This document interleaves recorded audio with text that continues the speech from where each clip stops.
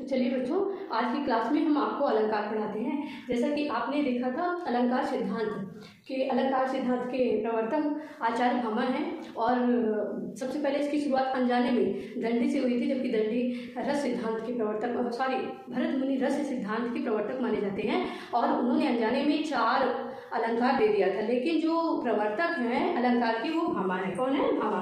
तो आइए हम पढ़ते हैं आज अलंकार। आगे बताएंगे आपको अलंकार, आपको पढ़ाएंगे। अलंकार उस दिन बताया था, अलंकार 2 शब्दों से मिलकर बना है अलंकार, बताए थे ना, पिछले वीडियो में पढ़ा चुके हैं। आप ना पढ़े हो तो जाके देखिएगा, प्लेलिस्ट में चले जाइएगा और आप देख लीजिएगा। अब अलंकार जो है 3 प्रकार का, हमने बताया था पहले भी कि अलंकार को 3 भागों में बांटा गया।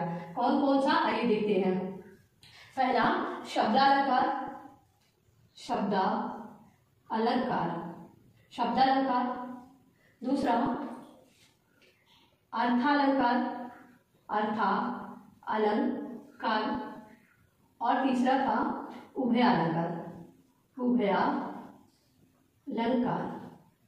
तो आज हम जो बात करेंगे वो किस पे करेंगे? शब्दालंकार। जो शब्दालंकार है उस कई रूप पाए जाते हैं। मुख्य रूप से तो जो इसके मुख्य अलंकार हैं आइए बताते हैं। अनुप्रास, दूसरा यमक, तीसरा श्लेष, चौथा वीप्सा, कौन सा? वीप्सा। और 5वां पुनरुक्ति अलंकार। और 6ठा पुनरुक्ति भास अलंकार। ठीक है। अनुप्रास अलंकार, यमक अलंकार, श्लेष अलंकार, वीप्सा अलंकार, पुनरुक्ति अलंकार और पुनरुक्ति भास अलंकार। ठीक है।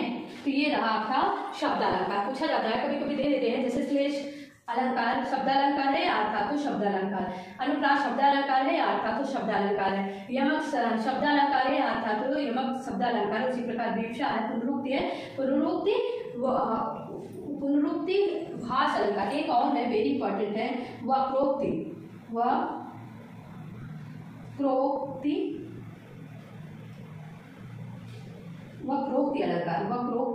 अलंकार। ये भी शब्दालंकार है, वक्रोक्ति अलंकार। तो आइए हम आज शब्दालंकार पढ़ेंगे। आपका जो ये 2 बच रहा है अर्था, और इसको बाद में हम बताएंगे। पहले हम क्या पढ़ते हैं? शब्दालंकार। तो चलिए, इसको आपने देखा कि जो मुख्य अलंकार है उसे 3 भागों में बांटा गया। कितने? 3 भागों में। पहले तो ये मुख्य रूप से था, बाद में एक और जोड़ दिया गया, हो गया 3 भागों में बांटा गया है। शब्दालंकार, अर्थालंकार और उभयालंकार। फिर आज जो हमको पढ़ना है वो शब्दालंकार पढ़ना है। क्या पढ़ना है? शब्दालंकार। तो आइए आगे बढ़ते हैं हम। चलिए शब्दालंकार पे चलते हैं कि शब्दालंकार क्या है। शब्दालंकार, आइए देखते हैं। शब्दालंकार यह वह अलंकार है, यह वह अलंकार है जिसके माध्यम से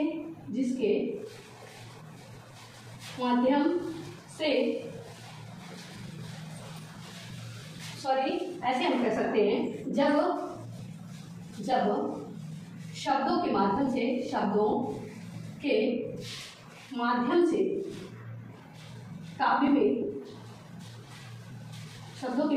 काव्य में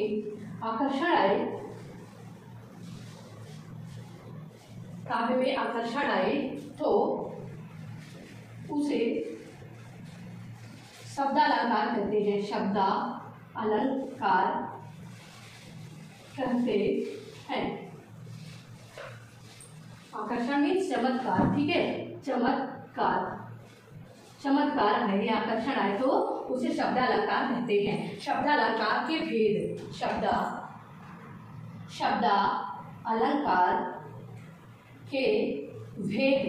शब्दालंकार के भेद, तो शब्दालंकार के भेद अभी हमने बताया, ये निम्न प्रकार से है। नंबर एक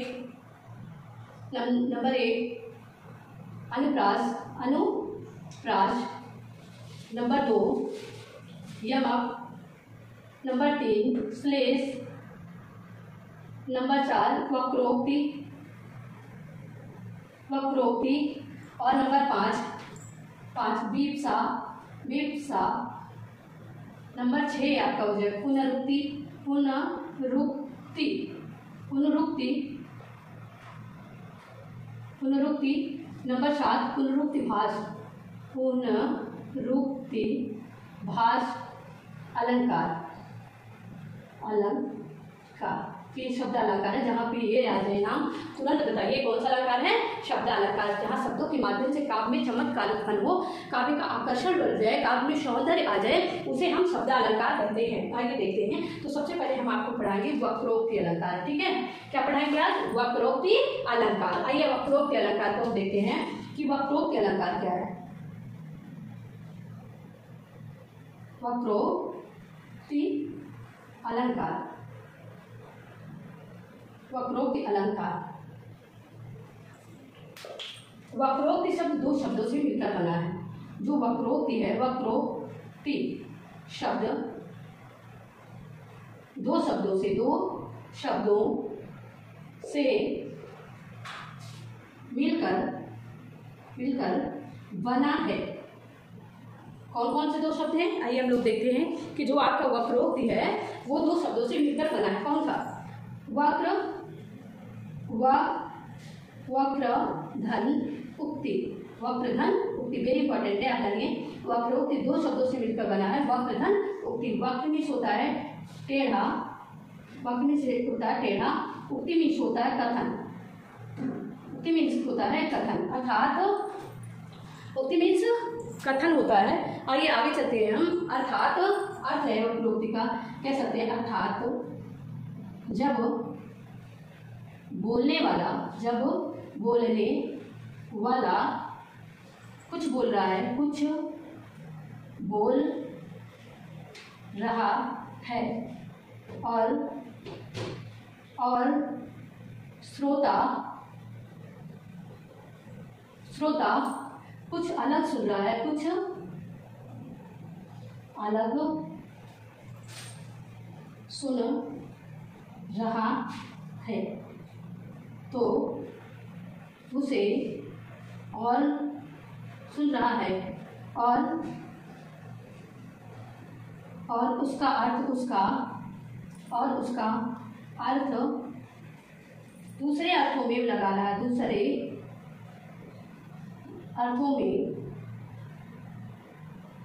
लगा रहा है, तो उसे वक्रोक्ति अलंकार कहा जाता है। वक्रोक्ति अलंकार कहा जाता है।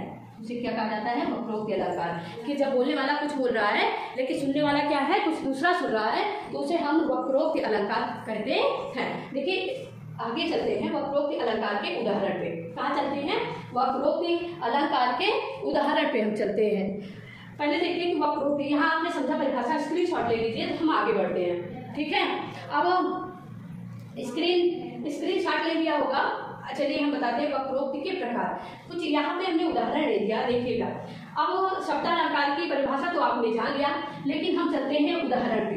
शब्दालंकार में कुछ उदाहरण लेके आपको समझा देते हैं कि कैसे चमत्कार आता है काव्यों में। नहीं आप रट लेंगे। ठीक है, शब्दालंकार यहाँ भूल गए थे। जब शब्दों के माध्यम से काव्य में, शब्दों के माध्यम से काव्य में आकर्षण या चमत्कार आए तो उसे शब्दालंकार कहते हैं। उसे क्या कहते हैं? सॉरी, कई जगह हमने मिस्टेक कर दिया था।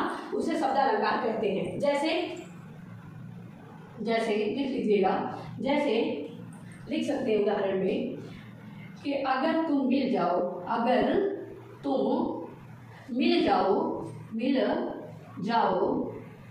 जमाना छोड़ देंगे, जमाना छोड़ देंगे।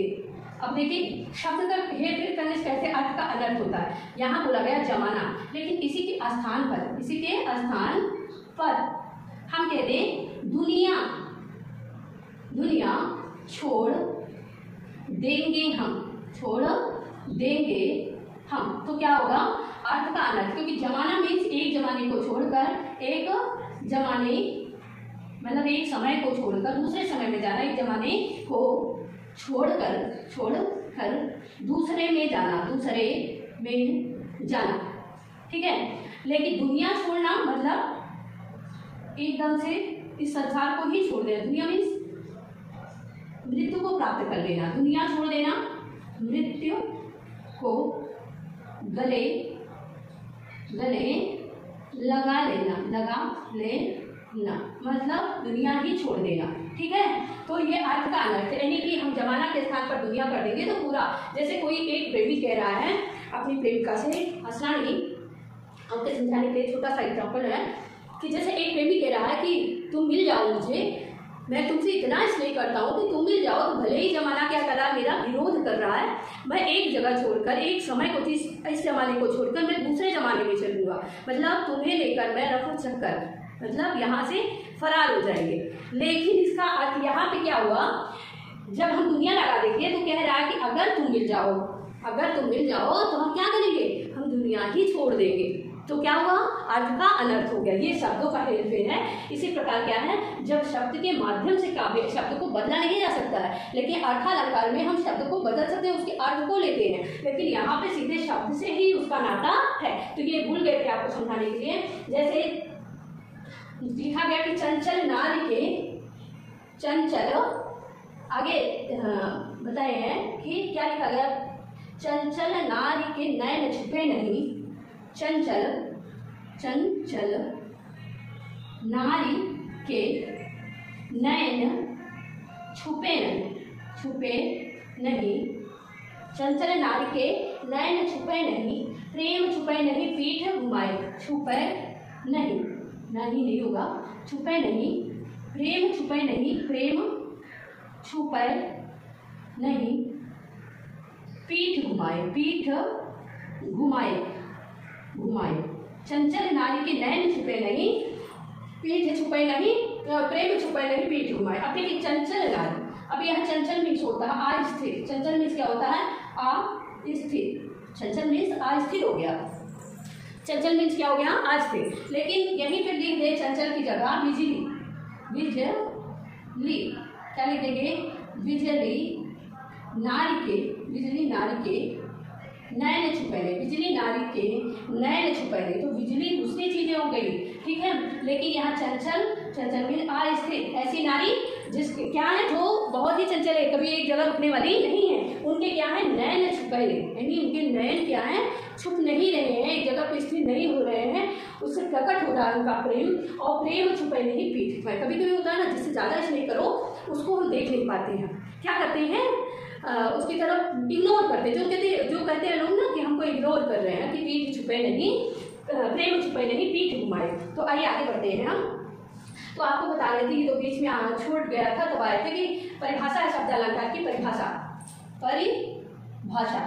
शब्दालंकार की परिभाषा ये कि जब शब्दों के माध्यम से काव्य में आकर्षण या चमत्कार आए तो उसे शब्दालंकार कहते हैं। जैसे अगर तुम मिल जाओ, जमाना छोड़ देंगे, तो जमाना के स्थान पर हम दुनिया कर देंगे, तो अर्थ का, जब दुनिया कर देंगे तो क्या होगा, अर्थ का ये अनर्थ हो जाएगा, अर्थ का अनर्थ हो जाएगा,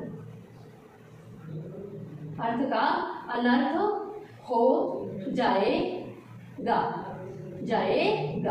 का अनर्थ हो जाएगा। ठीक है, आइए हम वक्रोक्ति पे चलते हैं। आपको पढ़ा रहे थे क्या, वक्रोक्ति। चलिए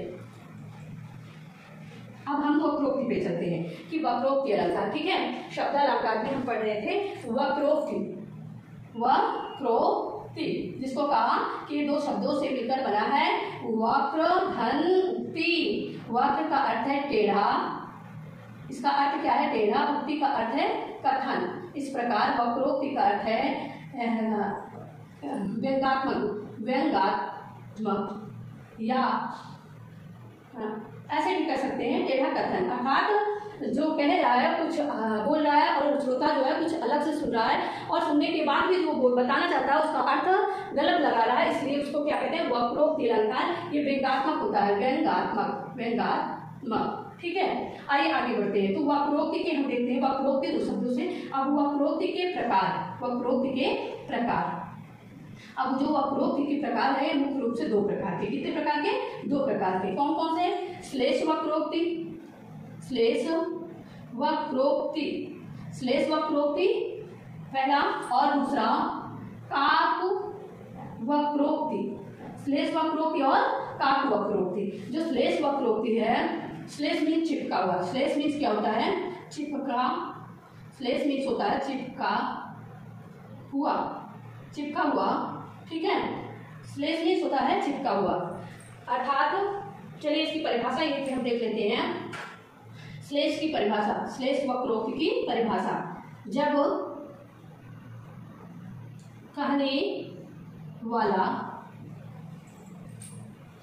कहने वाला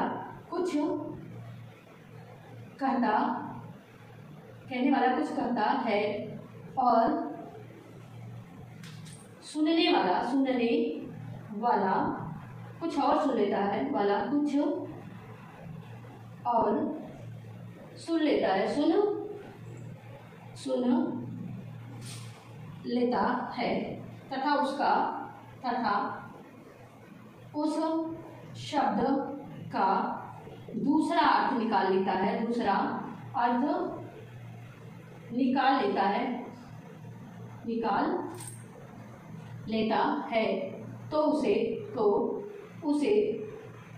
तो उसे श्लेष अलंकार कहते हैं। श्लेष वक्रोक्ति, श्लेष वक्रोक्ति अलंकार कहते हैं। श्लेष वक्रोक्ति अलंकार कहते हैं। आइए देखते हैं श्लेष वक्रोक्ति अलंकार के उदाहरण। क्या देखते हैं? श्लेष वक्रोक्ति अलंकार के उदाहरण। चलिए, अभी आपने देखा श्लेष वक्रोक्ति दो प्रकार का होता है, श्लेष वक्रोक्ति और काक वक्रोक्ति। अब श्लेष वक्रोक्ति के उदाहरण कुछ देख लेते हैं कि क्या है।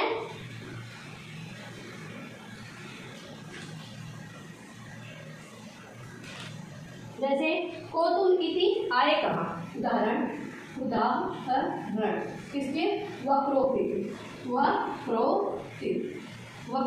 श्लेष वक्रोक्ति की, श्लेष वक्रोक्ति। ठीक है, श्लेष वक्रोक्ति का उदाहरण है को तुम, कह रहा है को तुम आए कित, को तुम आए कित। ठीक है, क्या कह रहा है? को तुम आए कित। घनश्याम है प्रिय, घनश्याम है प्रिय। क्या है ना? घनश्याम है प्रिय, घनश्याम है प्रिय। अरे नहीं, घनश्याम तो की तुम बरसो, तो की तुम बरसो,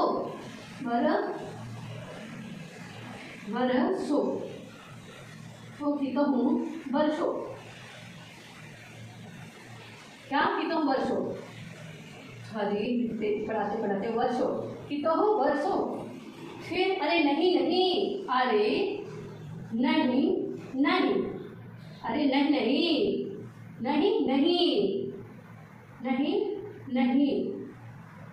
मनमोहन है।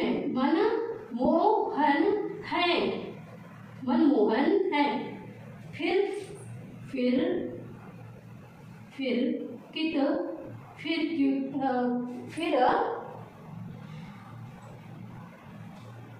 क्यों पकड़त पाऊँ, फिर क्यों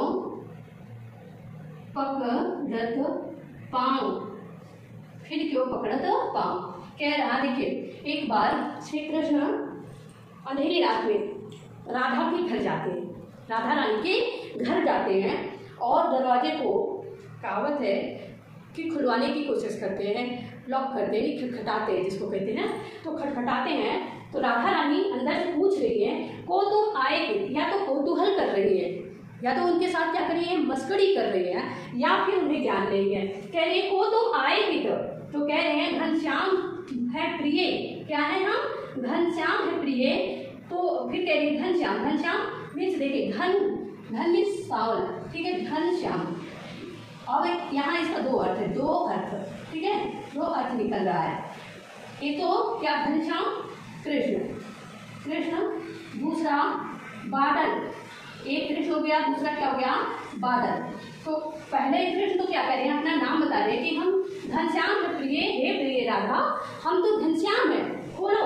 तो कह रही है तो कितम वर्ष हो, यानी उन्होंने बताया अपना नाम घनश्याम कि मैं कृष्ण हूँ, घनश्याम हूँ। तो उन्होंने कहा उसका अर्थ क्या लगा ली बादल से कि कह रही है तो कितम वर्ष हो, यानी कहाँ वर्षोगे, जाओ कहीं और वर्षो, यहाँ जरूरत नहीं है। फिर कह रही है, अब कह रहे हैं कृष्ण, अरे नहीं नहीं नहीं नहीं, मनमोहन है, मनमोहन। अब मनमोहन मीन्स दो अर्थ है, दो अर्थ। पहला कृष्ण, पहला क्या है कृष्ण, और दूसरा है जो राधा जी बता रही है मन को लुभाने वाला, मन को लुभाने वाला, लुभाने वाला, मन को लुभाने वाला, लुभाने वाला, यानी वश में करने वाला, यानी वश में करने वाला, करने वाला, वश में करने वाला। अब कह रहे हैं कि अरे नहीं नहीं, हम जो समझ रही हैं कि हम बादल हैं, हम बादल नहीं हैं, हम तो मनमोहन हैं। तो राधा रानी फिर क्या कह रही है इस कड़ी में, फिर क्यों ये पाए, फिर क्यों पकड़त पाँव, यानी कि आप तो मन को लुभाने वाले हैं, मन को अपने वश में करने वाले हैं, तो आप मेरे पाँव क्यों पकड़ रहे हैं, इसकी क्या जरूरत है, मेरे मन को ही आप वश में कर लीजिए। तो क्या यहाँ देखिए शब्दों का कितना है, फिर जो शब्द अर्थ दूसरा हम लगाएंगे तो क्या अर्थ का अनर्थ हो जाएगा। ये जो काव्य है ये उसी में है, ठीक है। वश्लेष वक्रोक्त, एक इसके साथ देखिए घनश्याम के साथ दो अर्थ चिपका है, मनमोहन के साथ दो अर्थ चिपका, लेकिन हमको अर्थ को नहीं लगाना है, नहीं वही समझा रहे कि अर्थ का अनर्थ हो जाएगा। हमें घनश्याम लेंगे किसके, कृष्ण के विषय में, मनमोहन लेंगे कृष्ण के विषय में। आइए आगे बढ़ते हैं, चलिए आप स्क्रीनशॉट ले लीजिए, ठीक है। क्या लेंगे आप, स्क्रीनशॉट ले लेंगे। आइए हम आगे बढ़ते हैं, काकु वक्रोक्ति, ठीक है। अब आइए काक वक्रोक्ति को समझते हैं। श्लेष वक्रोक्ति हो गया, काक वक्रोक्ति। दूसरा भाग काकु वक्रोक्ति, दूसरा भाग है, दूसरा है प्रकार काकु वक्रोक्ति, काकु वक्रोक्ति है दूसरा भाग इसका, काकु वक्रोक्ति,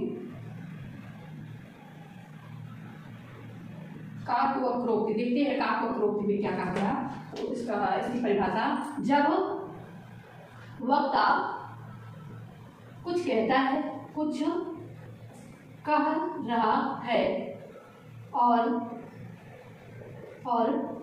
श्रोता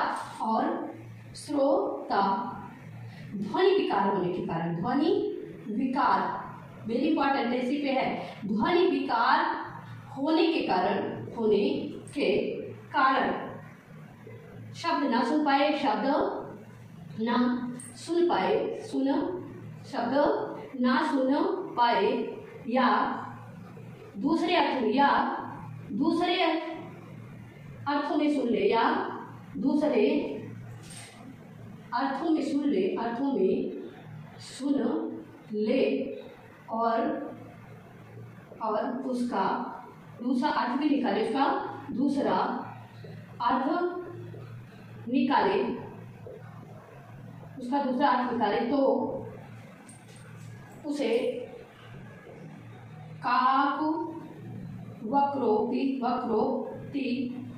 अलंकार कहते हैं, अलंकार कहते हैं, काक वक्रोक्ति अलंकार कहते हैं। आइए उदाहरण देते हैं, जब वक्ता कुछ कह रहा है और श्रोता ध्वनि विकार होने के कारण, हो सकता है कि उस समय क्या है, कुछ भी दिक्कत होने के कारण, या फिर वक्ता जो कह रहा है वो सही से बोल नहीं पा रहा है, सेंटेंस नहीं बैठा पा रहा है, तो इस कारण क्या हुआ, श्रोता कुछ अलग सुन लेता है, उसका अलग अर्थ निकाल लेता है, तो उसे हम काक वक्रोक्ति कहते हैं। आइए उदाहरण देखते हैं कि उदाहरण क्या है। उदाहरण, अब कहा, मैंने कहा उसे मारो, मैंने कहा उसे मारो। अब देखो यहाँ तक तो सही है, उसने कहा, मैंने कहा उसे मारो मत, पानी दे दो। अब देखिए, अब यहाँ कॉमा कहाँ लगना है, अब वो तो कह रही कि मैंने कहा, यानी हो सकता है कि मैं कह रही हूँ कि मैंने कहा उसे मारो मत, अब यहाँ तक आ गई, मारो मत, यहाँ पे काम लग गया, पानी दे दो, यानी उसे मारो मत आ गई है। तो हो सकता है जानवर कोई हो, गाय हो, बैल हो, भैंस हो या कुत्ते हो, कोई भी है। तो हमने कहा कि उसे मारो मत, कोई मार रहा है तो हमने मना किया बच्चे से कि उसे मारो मत, यहाँ पे रुके, क्या, पानी दे दो। लेकिन हो सकता है दूर था, सुना नहीं, और उसने कहाँ सुना, उसे क्या सुना, मैंने कहा उसे मारो।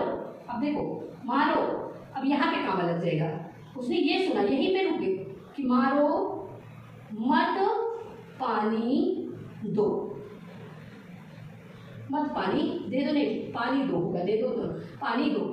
हमने कहा कि मैंने कहा उसे मारो मत, पानी दो, कैसे पानी पिला दो। और उसने क्या सुना, उसने सुना कि मैंने कहा उसे मारो, मैंने हटा ही देते हैं, ठीक है। हमने कहा कोई व्यक्ति कह रहा कि उसे मारो मत, पानी दो, लेकिन उसने सुना क्या कि उसे मारो, यहीं पे रुक गए, उसे मारो मत, पानी दो। अब देखो यही है ध्वनि विकार कि ना सुनने की वजह से जो काम नहीं करना था उसे कर दिया, यानी उस जानवर को या किसी को भी उसे आदेश मिला था कि उसे मारो नहीं, ठीक है, इसका अर्थ हुआ उसे मारो नहीं, उसे पानी पिला दो। लेकिन उसने सुना क्या कि उसे मारो,